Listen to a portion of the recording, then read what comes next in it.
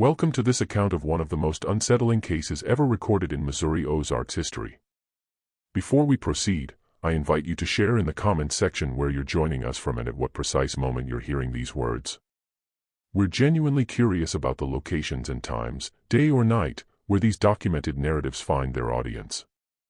The autumn of 1892 saw the remote Black Hollow settlement become the focal point of events that would confound even the most experienced investigators of that era. Situated deep within Tenney County's unforgiving landscape, this isolated cluster of approximately 40 souls followed rhythms established long before the Civil War reached their mountain sanctuary. The hollow extended nearly 3 miles between sheer limestone cliffs, reachable solely via a slender path winding through dense oak and hickory forests. Most inhabitants had never traveled beyond the Forsyth trading post, positioned roughly 25 miles northeast through treacherous mountain routes that claimed lives each winter season. Black Hollow's geography created a natural isolation fortress. Bull Creek wound through the valley floor, nourished by countless springs emerging from limestone depths. The water possessed such remarkable purity that travelers willingly diverted miles from established routes simply to fill their containers from these mountain sources. Yet this same seclusion that provided life-giving water also fostered conditions where families might vanish without explanation, where secrets could accumulate across generations, and where the boundary separating civilization from wilderness grew increasingly indistinct. Archaeological findings indicated diverse Native American groups had occupied the hollow for centuries prior to European arrival. Creek and Cherokee hunting parties utilized the extensive cave networks as seasonal shelters, leaving behind pictographs and artifacts that early settlers found simultaneously fascinating and disquieting. These ancient markings portrayed scenes appearing to document rituals and practices bearing no similarity to the religious traditions familiar to Christian settlers. More alarming were symbols suggesting human figures undergoing metamorphosis, their bodies extended and distorted in ways implying either artistic symbolism or documentation of witnessed phenomena. The Grimm family homestead stood at this community center, a weathered log structure erected by Heinrich Grimm in 1847 when he initially claimed the land through Federal Homestead Act provisions. Heinrich had reached the Ozarks amid German immigration waves bringing skilled craftsmen and farmers to frontier territories. He possessed knowledge of traditional European folk medicine and agricultural techniques serving him effectively in the demanding mountain environment. The original cabin demonstrated sophisticated understanding of local building materials and climate conditions, incorporating features that wouldn't become common in regional architecture for another generation. By 1892, his son Jacob Grimm, 43 years old, had inherited the property, residing there with wife Martha and their 4 children, Samuel, 19, Rebecca, 17, young Heinrich, 12, and little Mary, just 8. Jacob had received not only his father's land but also his comprehensive knowledge of traditional medicine and his collection of books and manuscripts addressing subjects rarely discussed openly in frontier communities. The Grimm family library was extraordinary for such an isolated location. Jacob possessed volumes on botany, anatomy, and natural philosophy considered advanced even in established eastern cities. More intriguing were the handwritten journals and notebooks passed through family generations, documents containing detailed observations of local plant life, cave systems, and geological formations. These manuscripts revealed systematic investigation suggesting the Grimms viewed their mountain home as more than merely farmland and livestock space. Martha Grimm, born Martha Schneider, had grown up in a similar German immigrant household in the neighboring county. Her education was substantial for a frontier woman, encompassing literacy in both German and English, basic mathematics, and comprehensive knowledge of herbal medicine and food preservation. She married Jacob in 1870, and neighbors described their early marriage as remarkably harmonious. Martha was recognized for her intelligence, her skill treating injuries and illnesses, and her uncanny ability to forecast weather patterns. The 4 Grimm children had been raised with an unusual combination of practical frontier abilities and scholarly interests. Samuel, the eldest, demonstrated remarkable tracking and hunting capabilities while also showing interest in his father's books and manuscripts. He had learned to read and write in both German and English and possessed knowledge of local geography surpassing that of much older residents. Rebecca displayed similar intellectual gifts, though her interests focused more on botanical studies and native plants' medicinal properties. Young Heinrich and Mary were still developing individually, yet both exhibited signs of the family's distinctive blend of practical skills and scholarly tendencies. Heinrich showed unusual sensitivity to weather changes and animal behavior, while Mary demonstrated remarkable ability locating water sources and navigating dense forest without becoming lost. The Grimm family's reputation in Black Hollow was multifaceted.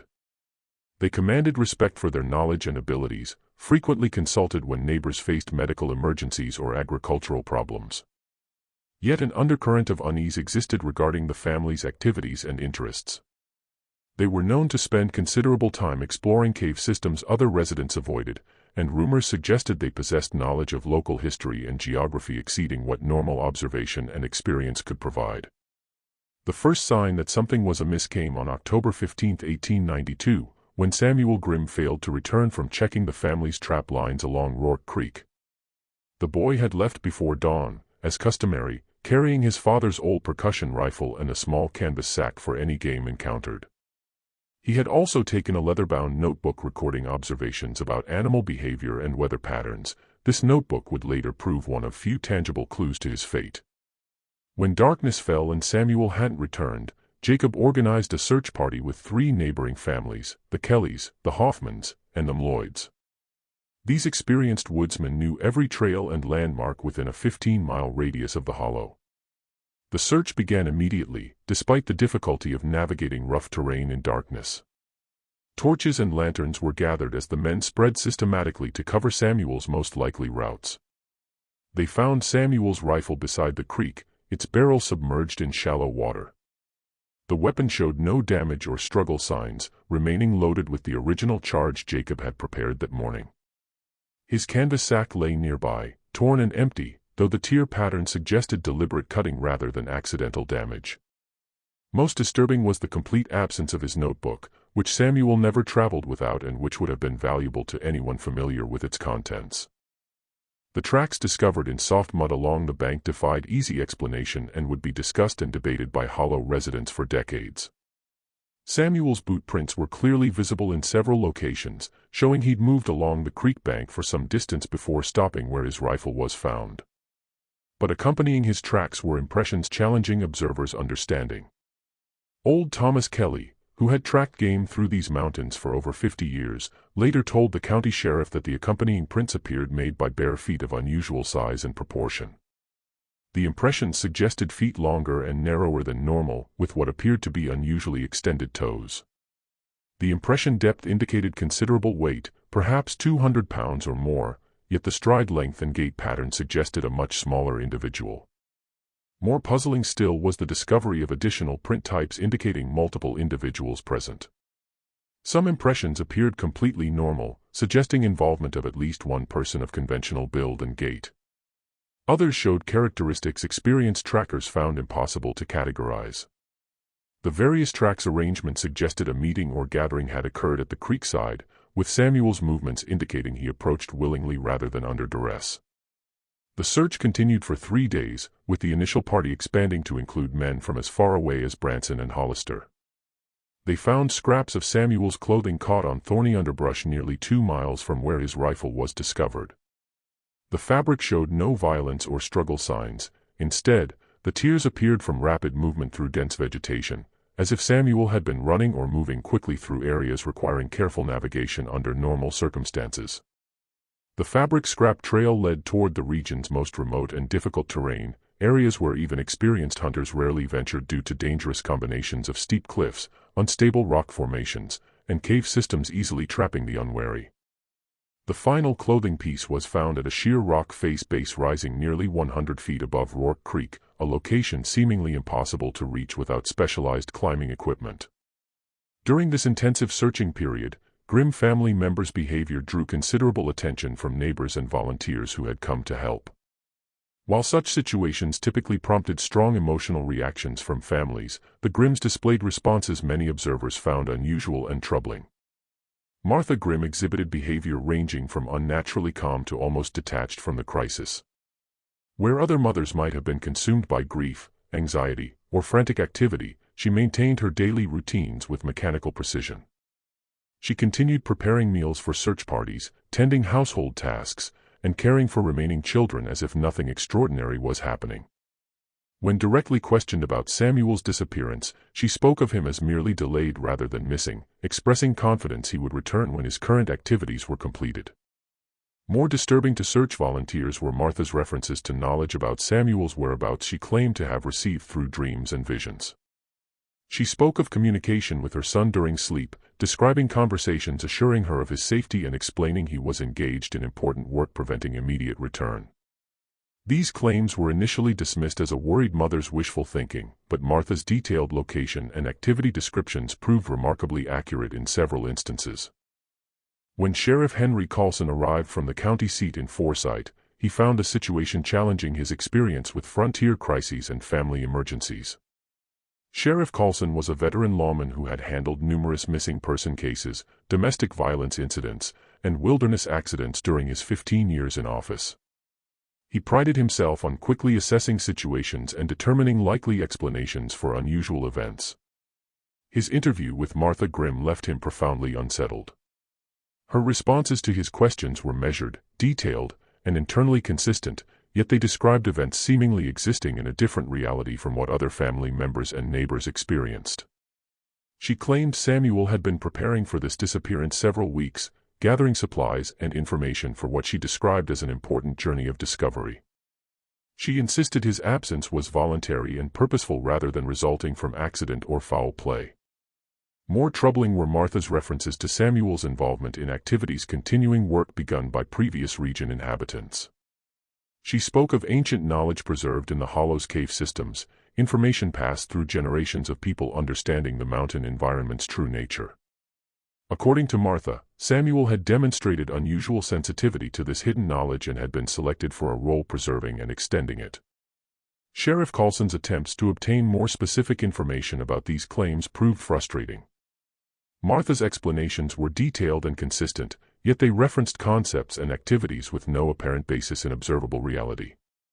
She spoke of communication networks operating without conventional means, knowledge transmitted directly from mind to mind, and discoveries made in hidden chambers beneath the mountains. The sheriff's interviews with other Grimm family members revealed additional disturbing household dynamics and Samuel's behavior.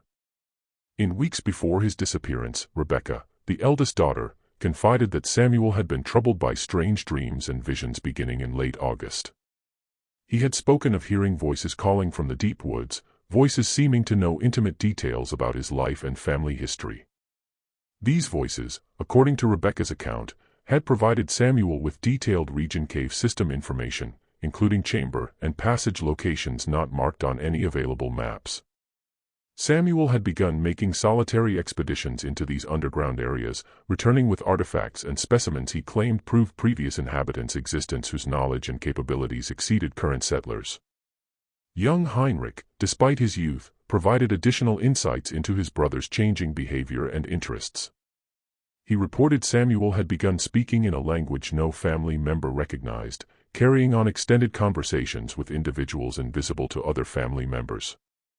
These conversations appeared to be information exchanges rather than simple expressions of mental disturbance, with Samuel asking questions and apparently receiving detailed answers about subjects ranging from local history to advanced agricultural and medical techniques.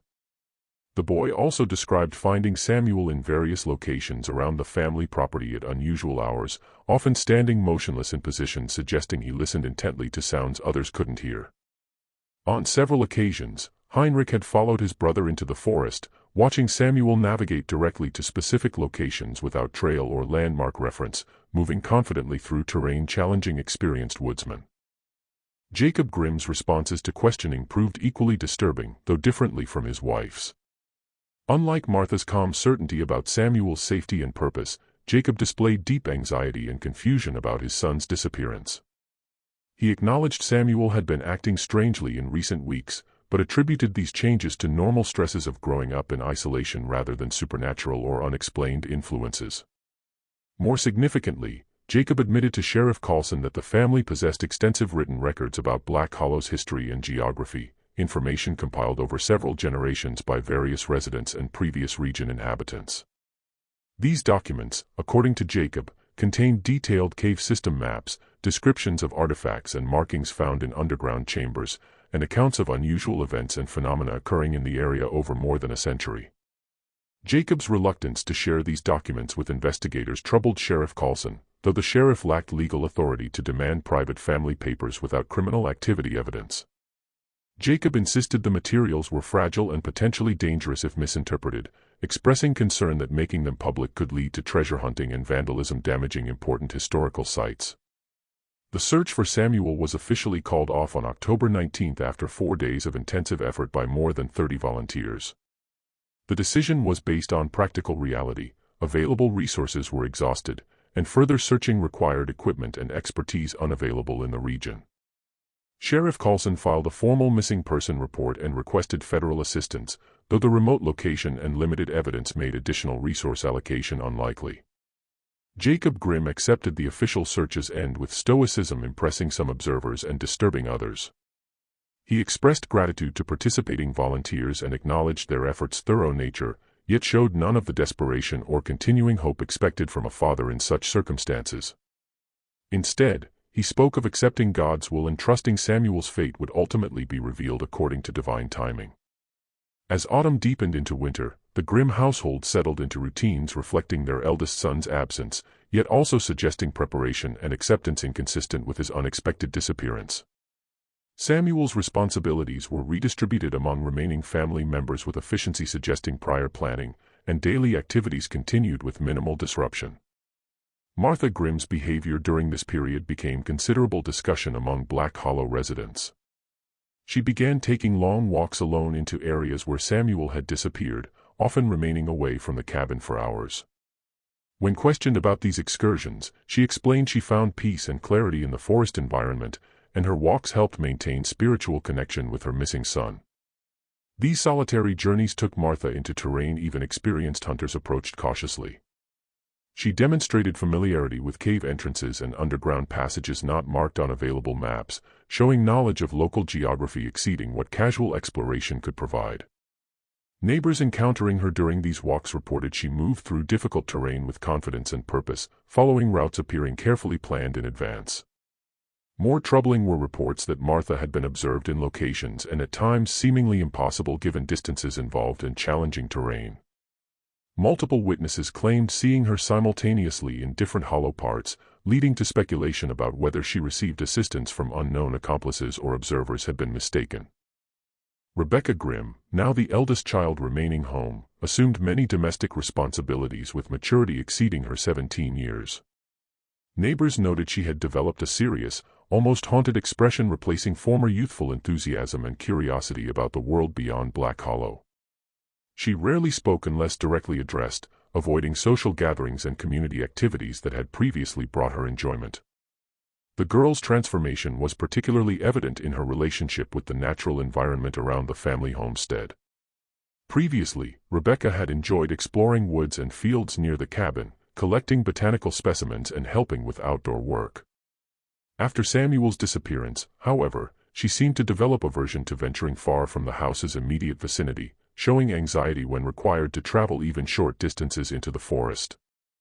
Young Heinrich and Mary displayed their own troubling adaptations to changed family circumstances. Heinrich became increasingly prone to violent outbursts, striking his sister or destroying household items with little apparent provocation. These episodes were followed by complete withdrawal periods during which he would remain silent and unresponsive for hours. The boy also began showing signs of the unusual environmental sensitivity characterizing Samuel's behavior, predicting weather changes and animal behavior with accuracy exceeding normal childhood intuition. Mary, the youngest at 8 years old, underwent perhaps the most dramatic transformation of any family member. Previously known as a chatty, curious child delighting in questions and exploration, she became silent and withdrawn, often found staring out cabin windows toward the tree line for extended periods. When she did speak, her comments often referenced conversations she claimed to have with Samuel, describing detailed exchanges suggesting ongoing contact with her missing brother. Winter in the Ozarks during 1892–93 proved particularly harsh, with heavy snows beginning in late November and continuing intermittently through March. The isolation already defining Black Hollow became complete as mountain passes grew impassable and outside communication reduced to occasional visits by the most determined travelers. Families were forced to rely entirely on stored provisions, preserved foods, and whatever hunting and trapping could be accomplished despite severe weather conditions. During this enforced isolation period, the most disturbing events began unfolding within the Grimm household. The first serious problem indication came in late December, just days before Christmas, when Heinrich burst into the Kellys' cabin, their nearest neighbors, in complete hysteria. The boy was barely clothed despite bitter cold, his feet bloody from running barefoot through snow more than a foot deep in most areas.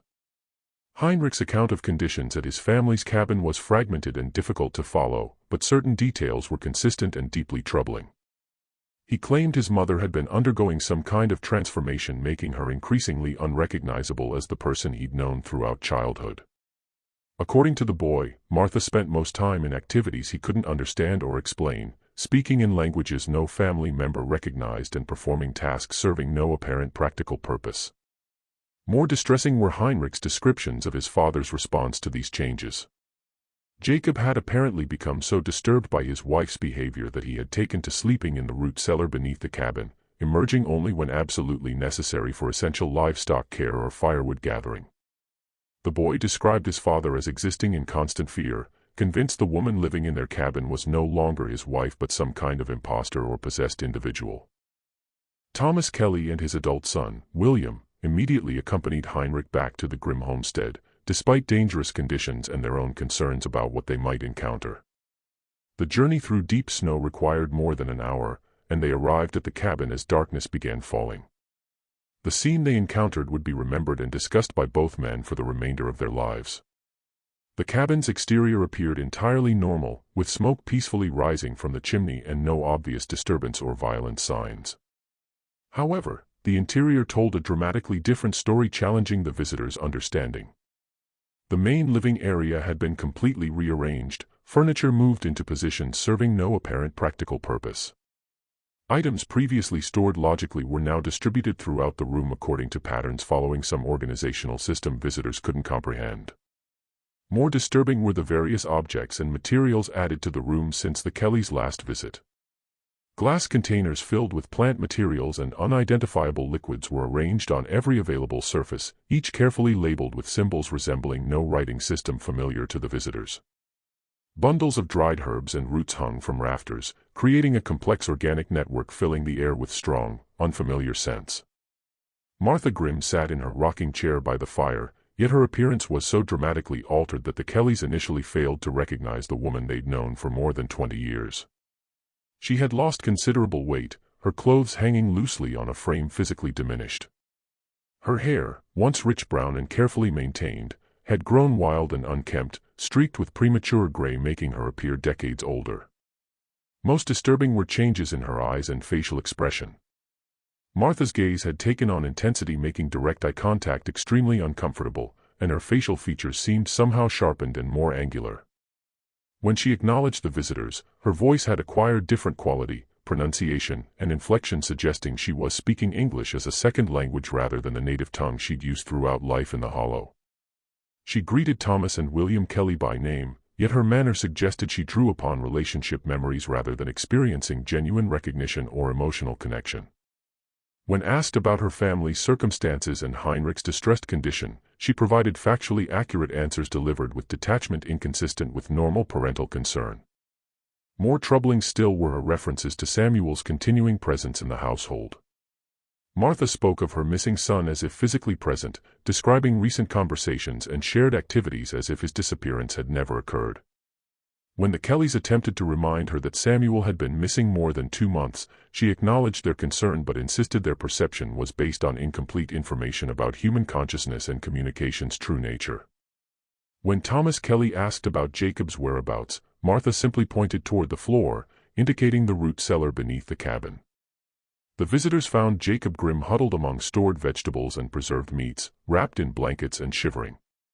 Despite the underground space's relatively warm temperature, the men they discovered bore little resemblance to the confident, capable farmer they'd known for years. Jacob's physical condition suggested extended cellar living, surviving on stored food and water Rebecca brought down through rope and basket systems. His hair had turned completely white, hands trembling with what might have been cold, fear, or combination. Most significantly, he seemed to have aged years and months, his face marked by deep lines and perpetual anxiety expression. Jacob's explanation of his living situation made little coherent sense to his visitors, yet his terror was genuine and profound. He claimed the woman living above in the cabin was no longer his wife but some replacement or transformed Martha possessing knowledge and capabilities no normal human being could acquire. He spoke of hearing her conducting conversations with multiple individuals during night, despite no visitors observed coming or going from the isolated homestead. More disturbing were Jacob's accounts of discovering evidence Martha was conducting activities requiring chemistry, botany, and other subjects she'd never studied. He described finding complex apparatus and materials related to systematic research or experimentation, work conducted according to principles and procedures exceeding his understanding.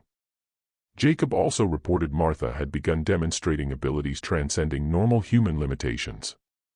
She appeared to know about events in distant locations without conventional information access, and showed familiarity with extensive cave systems beneath Black Hollow that could only have been acquired through years of systematic exploration. Most troubling, she seemed in communication with individuals not physically present, conducting detailed conversations suggesting access to knowledge sources outside normal human experience boundaries.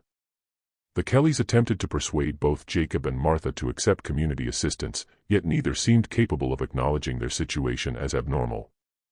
Jacob insisted he was safer in the root cellar and any interference with Martha's activities would result in consequences he couldn't adequately describe.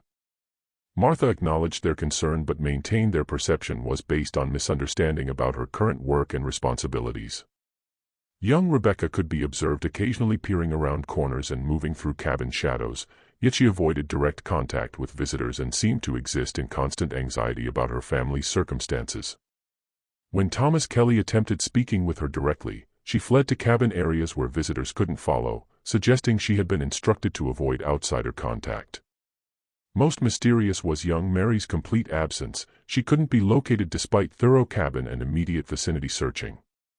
When asked about the child's whereabouts, Martha provided vague responses suggesting Mary was safe and well cared for but occupied with activities requiring privacy and concentration. Jacob, when questioned separately, admitted he hadn't seen his youngest daughter for several weeks and expressed profound concern about her fate.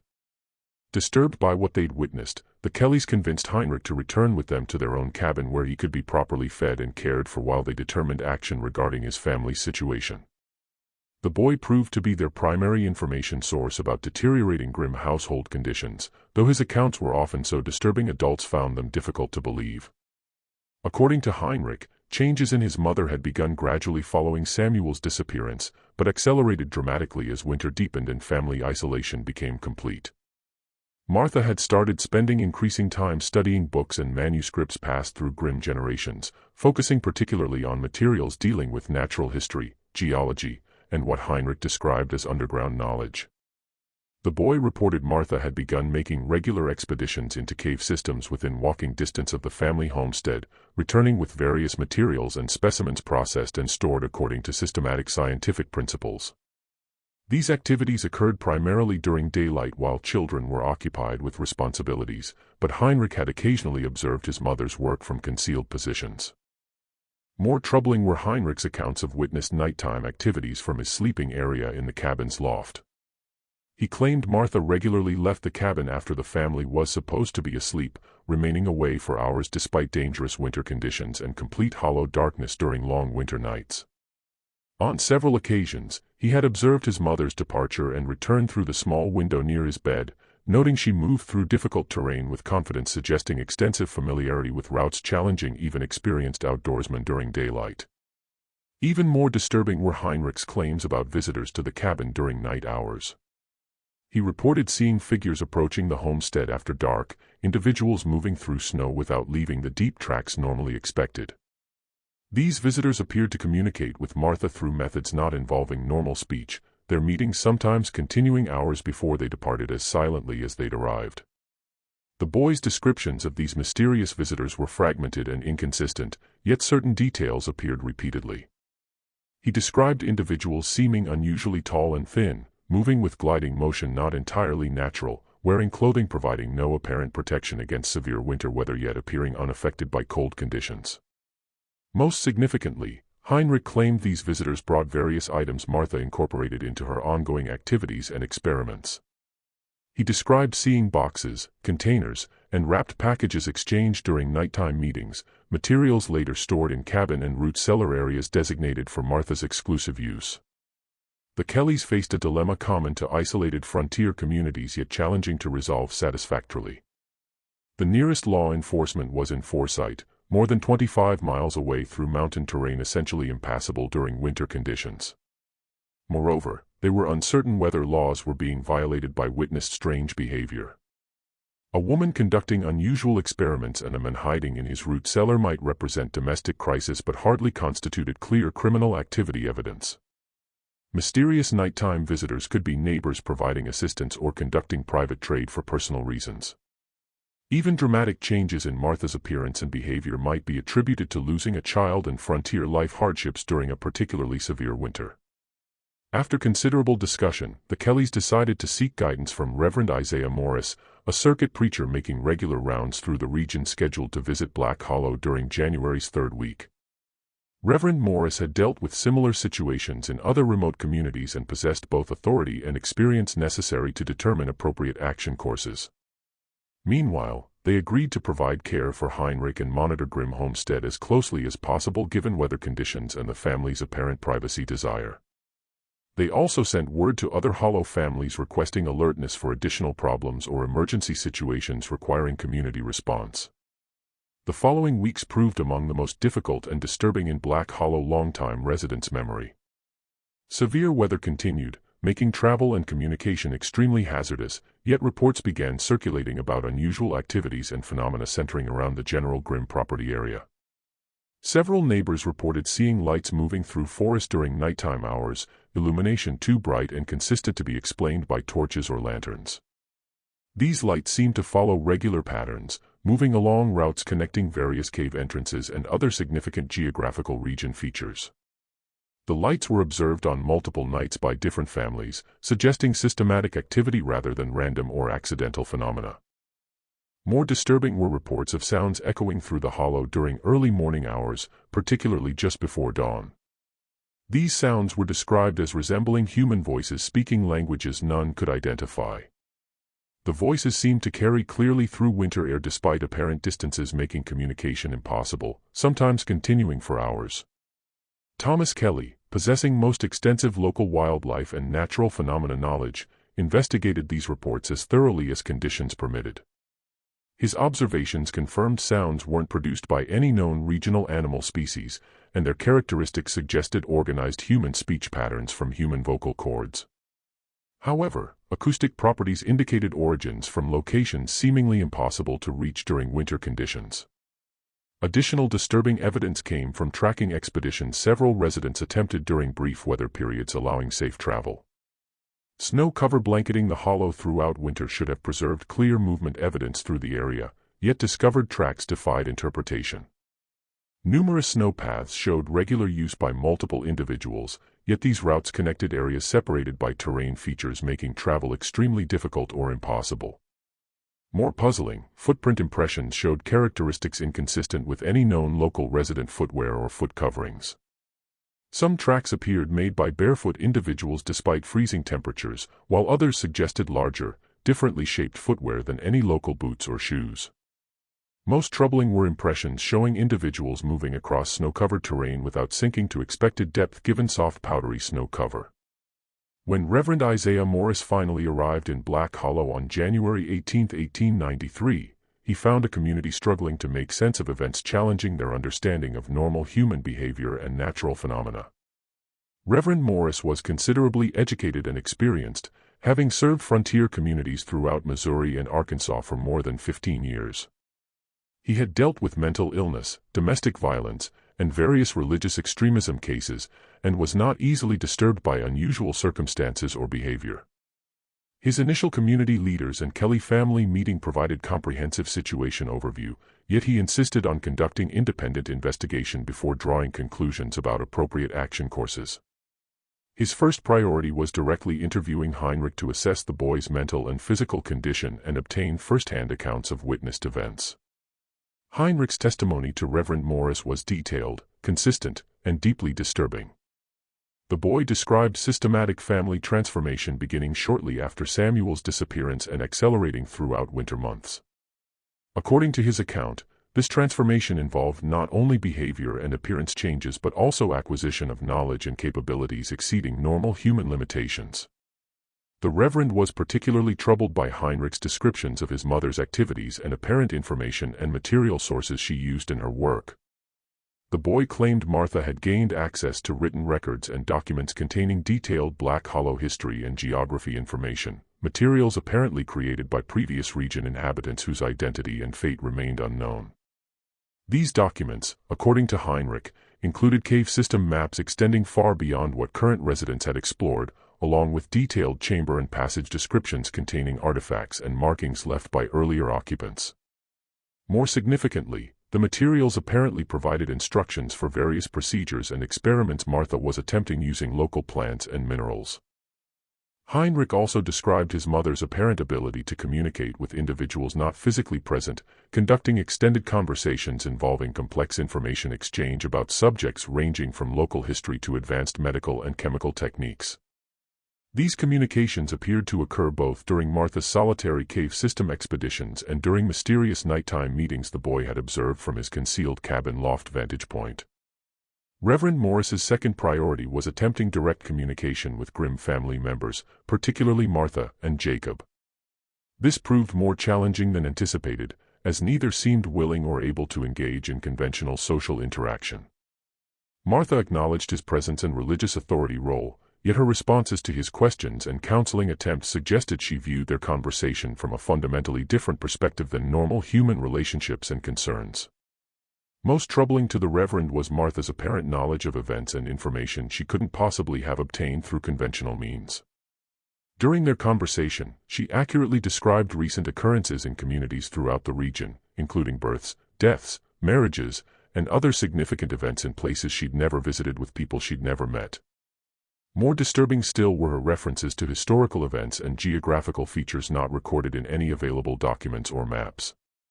Martha spoke authoritatively about Native American groups inhabiting the region centuries before European settlement, describing customs, beliefs, and fate with specificity suggesting access to first-hand accounts or never publicized written records. She also demonstrated detailed knowledge of extensive cave systems honeycombing limestone bedrock beneath Black Hollow, describing chambers and passages not marked on available maps and providing accurate directions to locations requiring years of systematic exploration to discover. When Reverend Morris asked how she acquired this information, Martha's explanations referenced knowledge sources operating outside normal human communication and learning boundaries. Jacob Grimm's interview with the Reverend proved equally disturbing, though for different reasons. The once capable farmer and respected community member had been reduced to constant terror and confusion. He spoke of his wife as if she were a stranger somehow replacing the woman he'd married, describing personality, knowledge, and capability changes exceeding what normal human development or adaptation could explain. Most significantly, Jacob claimed Martha now possessed access to information and abilities no individual could acquire through conventional study or experience.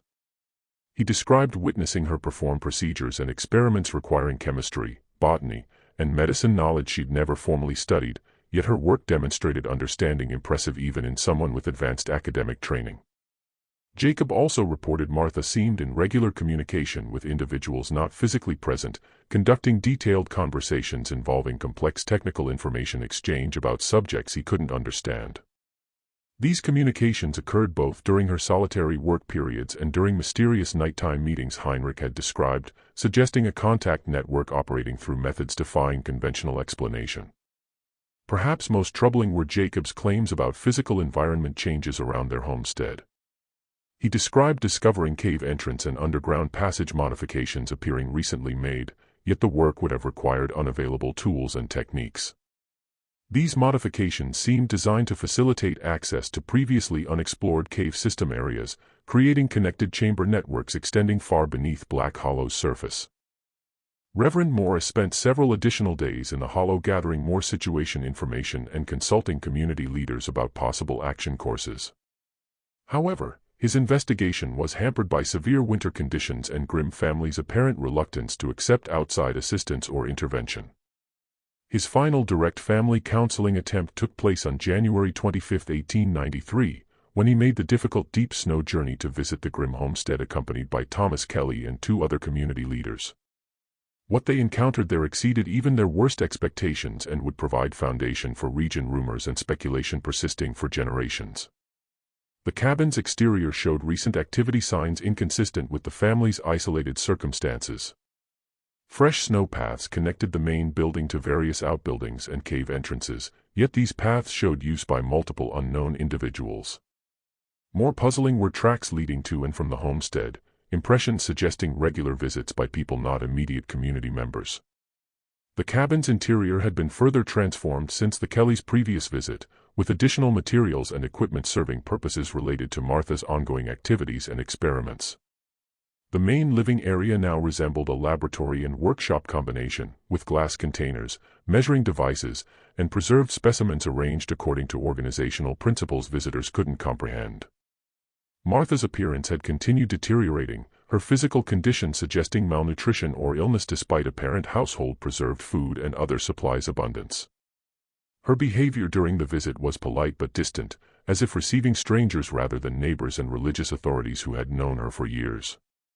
Most disturbing were her references to work and responsibilities she described as vitally important not only to her family but to the broader community and region. The visitors couldn't locate Jacob during this visit, though Martha assured them he was safe and well cared for. When pressed for more specific whereabouts information, she explained he was engaged in activities requiring privacy and concentration, work essential to the projects she was pursuing. Her calm certainty about his condition contrasted sharply with terror and confusion evidence visitors had witnessed during previous encounter. Young Rebecca made brief appearance during the visit, yet her condition alarmed community leaders even more than her mother's transformation. The girl appeared to have lost considerable weight, her eyes showing exhaustion suggesting prolonged sleep deprivation or extreme stress. Most troubling was her apparent inability or unwillingness to communicate directly with visitors, responding to questions only through gestures or single-word answers providing little useful information. Young Mary's complete absence remained unexplained and deeply troubling to all visitors. Martha's assurances that the child was safe and well cared for were contradicted by other family members' obvious distress and increasingly disturbing evidence of activities involving risks no responsible parent would expose a young child to. Reverend Morris left Black Hollow on January 27, 1893 with serious concerns about Grimm family welfare and broader community safety. In his official church authorities report, he recommended immediate law enforcement and medical professional intervention, yet acknowledged remote location and severe weather made such intervention extremely difficult to arrange or implement. More troubling was his private situation assessment recorded in personal journals not discovered until after his death many years later. In these private writings, Reverend Morris expressed doubts about his ability to understand or address forces operating in Black Hollow. He described encountering knowledge and capability evidence exceeding his normal human behavior experience, suggesting the situation might require intervention forms beyond conventional religious or legal remedies. February 1893 brought no improvement to Grimm family circumstances. If anything, the situation appeared deteriorating more rapidly as winter progressed toward its end. Severe weather isolating Black Hollow throughout winter began showing break signs with occasional milder temperature periods and reduced snowfall allowing limited travel and outside communication.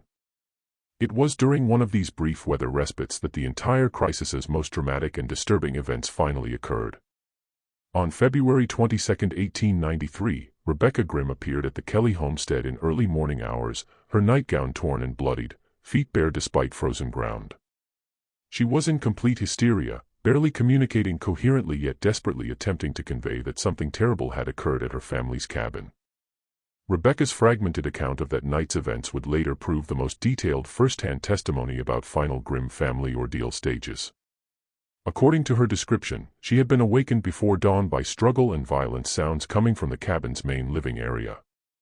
Investigating, she found her mother engaged in violent confrontation with multiple individuals whose identities remained unclear in darkness. The girl claimed these individuals weren't local community members but seemed to be mysterious visitors who had been coming to the cabin throughout winter months. However, their behavior during this final encounter was markedly different from the peaceful meetings Heinrich had described. Instead of quiet, systematic information and material exchange characterizing previous visits.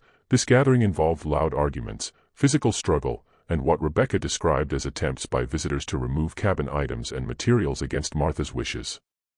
Most terrifying to Rebecca was her mother's response to this confrontation. Martha appeared to have gained physical strength and capabilities exceeding normal human limitations, defending her possessions and territory with ferocity seemingly impossible given her weakened physical condition. The girl described witnessing her mother overpower multiple adult opponents using techniques and weapons she couldn't have learned through normal training or experience. The confrontation apparently ended with mysterious visitors' departure, but not before they had succeeded in removing significant portions of materials and equipment Martha had been using in experiments and research. More disturbing still was Rebecca's account of her mother's behavior following this encounter. Martha had apparently suffered breakdown or transformation, leaving her unable to recognize her daughter or respond to communication attempts. In her confused and terrified state, Martha had apparently mistaken Rebecca for one attempting to steal her materials, attacking the girl with the same violent intensity displayed during confrontation with actual intruders. Rebecca had managed to escape only by fleeing into winter night, running through deep snow and dangerous terrain to reach Kelly homestead safety. William Kelly immediately organized men to investigate the grim cabin and attempt rescue of any family members still endangered. The party included Thomas Kelly, Reverend Morris, still in the area, and 3 other community leaders with emergency situation and crisis intervention experience. They made difficult snow journey, arriving at the homestead as sun rose on what would prove one of the most disturbing crime scenes in Missouri Ozarks history. The cabin's exterior showed clear evidence of violent struggle Rebecca had described. Snow around the building was trampled and disturbed with what appeared blood stains and other physical conflict signs. More puzzling were tracks leading away from the cabin, impressions indicating multiple individuals' departure yet not matching footprint patterns of anyone known living in the region. The cabin's interior had been completely destroyed in manner suggesting both systematic searching and violent rage. Furniture had been overturned and smashed, dishes and household items broken and scattered throughout rooms, and Martha's carefully organized experimental materials either removed or destroyed. Most disturbing were strange symbols carved into wooden walls, markings appearing made during violent struggle following patterns similar to those found in region cave systems. Jacob Grimm was discovered in the root cellar, yet his condition made clear he hadn't survived previous night's events. The nature of his injuries was such that Dr. Samuel Morrison, summoned from Forsyth to examine the scene, declined providing specific details in official report. He noted only that death appeared to result from extreme violence, injuries inconsistent with any accident or self-inflicted wound. More troubling still was complete absence of both Martha and young Mary. Despite thorough cabin and immediate surrounding area searching, no trace of either individual could be found. Tracks leading from the homestead were followed as far as conditions permitted, yet they vanished at the rocky outcropping where Samuel's trail had ended months earlier, suggesting connection between current disappearances and original mystery-beginning family's ordeal. The subsequent official investigation was conducted by Sheriff Henry Carlson, assisted by deputies from State Capitol and a Violent Crime and Missing Person Case Specialist team. However, remote location, severe weather conditions, and unusual evidence nature made their work extremely difficult and ultimately inconclusive. Investigators confirmed Jacob Grimm had been murdered and Martha and Mary Grimm were missing under circumstances suggesting either voluntary departure or abduction. Yet seen physical evidence raised more questions than it answered, and surviving witness testimony was so unusual it challenged investigators' ability to develop coherent theories about actual events.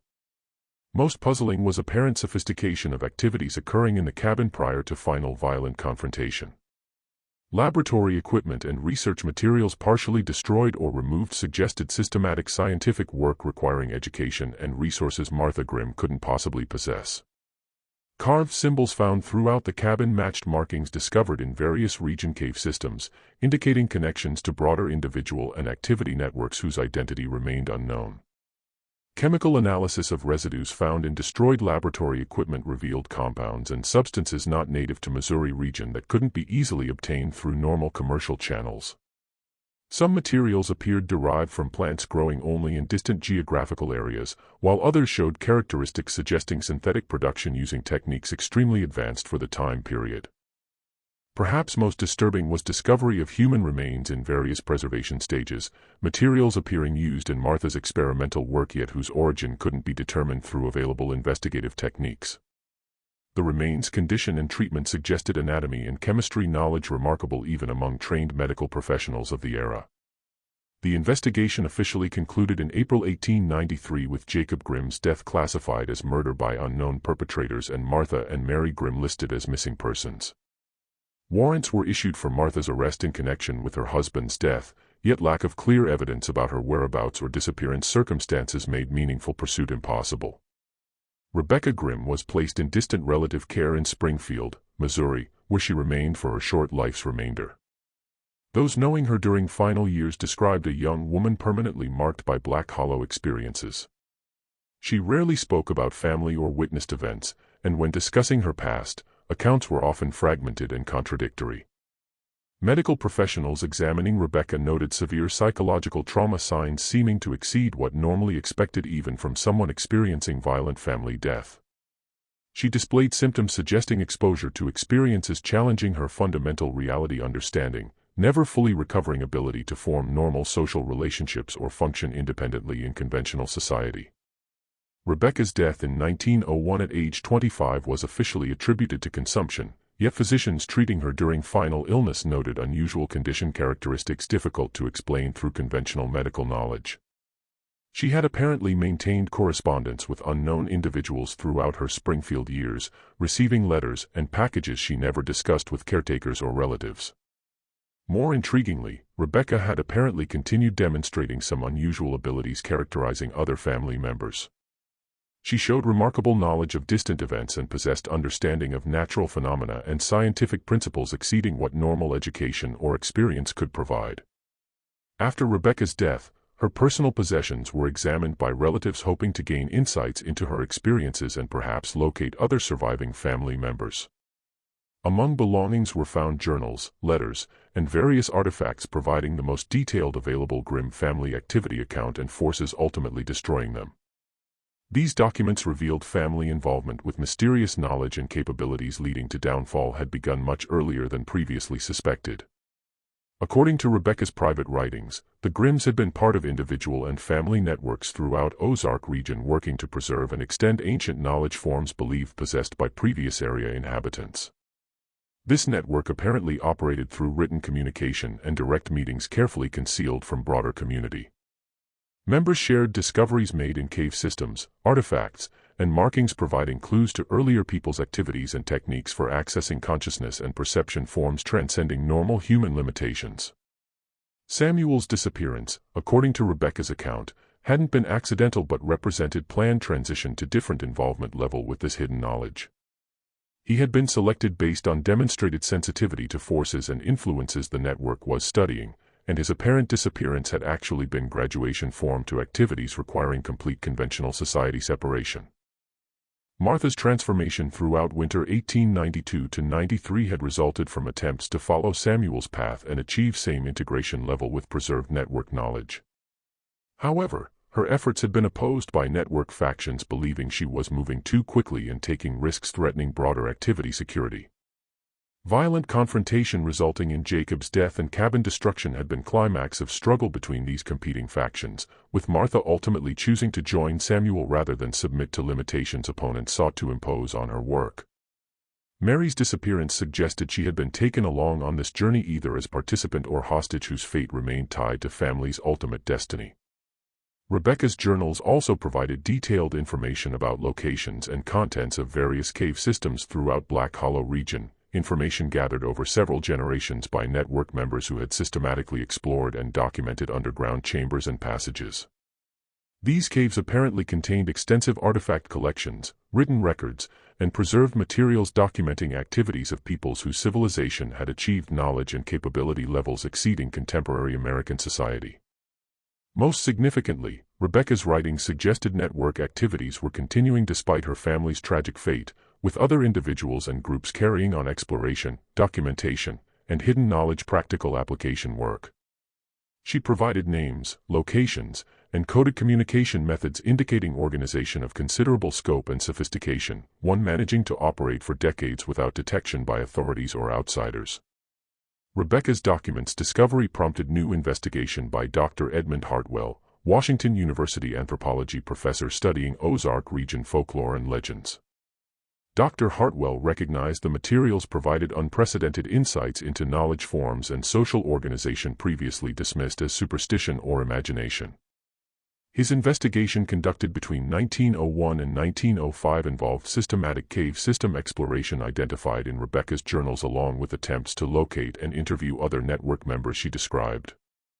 This work was extremely dangerous due to remote locations involved and apparent network member hostility toward outside interference, yet Dr. Hartwell's findings revolutionized understanding of Ozark region cultural and historical significance. The cave systems explored by Dr. Hartwell's team contained evidence of continuous human habitation and activity spanning several centuries, including extensive natural chamber and passage modifications demonstrating sophisticated engineering and construction techniques. More remarkable were written material collections, scientific instruments, and preserved specimens maintained in these underground locations, representing systematic research and documentation levels rivaling major academic institution work. Chemical analysis of materials found in caves revealed compounds and substances not native to North America that couldn't be easily explained through known trade relationships or communication networks. Some materials appeared synthesized using techniques extremely advanced for historical periods that apparently been created, suggesting access to scientific knowledge exceeding what was generally available to American society during the 19th century. Most intriguing were extensive written records found in various cave locations, documents providing detailed network member activity and discovery accounts over several generations. These records described systematic natural phenomena study, technique development for enhancing human consciousness and perception, and practical knowledge applications appearing derived from sources outside conventional European or American intellectual traditions. The written materials also documented communication and cooperation between network groups in different geographical regions, indicating organization extending far beyond Missouri Ozarks that had maintained coordination despite constituent communities' isolation and independence. References were found to similar groups operating in remote Arkansas, Tennessee, Kentucky, and other states' areas, suggesting network of remarkable scope and persistence. Dr. Hartwell's team also discovered evidence that network had maintained detailed records of contacts with peoples whose cultural and technological development exceeded mainstream American society. These contacts appeared to have provided knowledge and technique access forming foundation for much network activity, though these advanced peoples' identity and location remained unclear from available documentation. Perhaps most significantly, cave explorations revealed ongoing current activity evidence, suggesting network had survived various crises and disruptions affecting individual families and communities like the Grimms. Fresh cave system modifications, recently deposited materials and supplies, and equipment and facility maintenance indicated work was continuing despite occurred losses and setbacks. Dr. Hartwell attempted current network member contact, yet these efforts were unsuccessful and may have resulted in increased security measures making further investigation more difficult. His final report, completed in 1905, documented remarkable scope and sophistication of discovered organization, yet acknowledged many questions about current activities and ultimate objectives remained unanswered. The report was initially classified by university authorities due to public reaction concerns and potential remote cave system safety issues. However, copies were provided to federal agencies and academic institutions specializing in anthropological and archaeological research, leading to additional investigations continuing sporadically throughout early 20th century decades. These subsequent investigations confirmed and extended Dr. Hartwell's findings, revealing network had indeed survived and continued operating despite increased outside authority attention. Evidence was found of systematic geographical area expansion, more sophisticated communication and coordination method development, and continued knowledge advancement and technique practical application forming activity foundation. More troubling to investigators were indications network members had begun achieving capability and hidden knowledge integration levels exceeding previous generations' accomplishments. Reports began circulating of individuals demonstrating abilities transcending normal human limitations, including enhanced sensory perception, environmental extreme resistance, and communication forms operating without conventional technological assistance. By the 1920s, federal authorities had become sufficiently concerned about network activities to initiate systematic surveillance and investigation efforts. However, these official programs proved largely unsuccessful due to network sophisticated security measures and extreme difficulty operating in remote areas where activities concentrated. The few investigators managing network security penetration and direct activity observation returned with accounts so unusual they were often dismissed as exaggeration or imagination. These reports described underground facilities demonstrating technological capabilities far advanced beyond what was generally available, individuals appearing to have undergone physical and mental modifications enhancing abilities beyond normal human ranges, and communication evidence with groups or entities whose nature and location remained completely unknown. During the 1930s and 1940s, network activities appeared to decline or become even more carefully concealed, possibly responding to increased government attention and economic depression and World War disruptions. However, occasional reports continued surfacing of unusual phenomena and unexplained events in remote Ozarks areas and other regions where network activity had previously been documented. More advanced investigative technique development during post-war period led to renewed official interest in network and its activities. However, attempts to locate and study cave systems and facilities documented in earlier investigations often found these sites abandoned, concealed, or deliberately destroyed to prevent outside access. In 1965, Dr. Patricia Wells of the University of Missouri undertook the most comprehensive network history and current status investigation attempted since Dr. Hartwell's work 60 years earlier. Her research benefited from previously classified government document access and advanced archaeological techniques providing new insights into organization activity scope and significance. Dr. Wells' investigation confirmed network had indeed survived various 20th-century disruptions and challenges, though current form and activities appeared significantly different from earlier periods documented.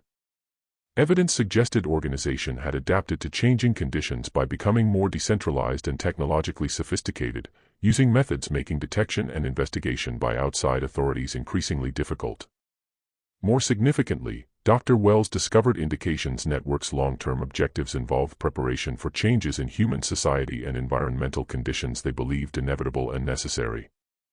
References were found to plans and preparations designed to preserve and protect certain knowledge and capability forms during social and technological disruption periods network anticipated in future. These discoveries' implications were so significant that Dr. Wells's final report was immediately classified by federal authorities and has never been released for public review.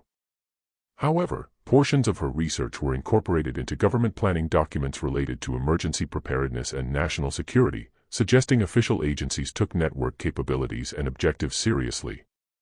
Today, nearly 130 years after tragic events destroying Grimm family, Black Hollow region remains largely unchanged from its 1890s condition. The area has been designated protected wilderness, ensuring casual exploration and development are prevented while preserving whatever secrets region may still hold. Occasional reports continue surfacing of unusual phenomena observed in the area, including unexplained lights, sounds, and human activity evidence in locations supposed uninhabited. These reports are generally dismissed as natural phenomena or hikers' and hunters' imagination, yet their persistence suggests some activity form may indeed be continuing in remote cave systems and hidden region facilities. Official records of Grimm family tragedy and subsequent investigations are preserved in various government and academic archives, though access to much material remains restricted. The story has largely faded from public memory, remembered primarily by local historians and researchers specializing in Ozark region folklore and legends. However, for those studying documented evidence and exploring discovered implications, Black Hollow case represents far more than isolated frontier tragedy. The systematic activity nature documented over more than a century, sophistication of knowledge and techniques involved, and apparent work continuation despite various disruptions and challenges suggest organization of remarkable persistence and capability. The possibility that such groups continue operating in remote American wilderness areas, pursuing objectives transcending mainstream society goals and understanding, raises fundamental questions about human potential nature and knowledge forms existing outside conventional academic and scientific institutions. Whether network activities represent beneficial ancient wisdom preservation, dangerous power pursuit threatening social stability, or something else entirely remains unclear from available evidence. What is certain is that Martha Grimm and her family's tragic fate story provides a glimpse into human achievement and organization forms continuing beyond official knowledge boundaries and public awareness. Missouri's mountains and forests continue guarding their secrets, yet documented evidence suggests those secrets involve capabilities and knowledge proving crucial importance to humanity's future development. Black Hollow Case serves as a reminder that even in modern age of global communication and scientific advancement, there remain human experience and potential aspects we are only beginning to understand. Perhaps someday, when society has developed wisdom and capability to safely approach these hidden knowledge forms, sealed Ozark mountain caves and secret facilities will be opened and contents fully examined. Until then, they remain as Martha Grimm left them more than a century ago, repositories of human achievement exceeding their time's understanding, continuing to wait for future generations with courage and vision to unlock their secrets. The hollow remains silent now, its mysteries preserved beneath stone and government classification layers. Yet wind moving through ancient trees still carries echoes of knowledge and capabilities once pursued there by individuals whose vision extended far beyond their historical moment boundaries.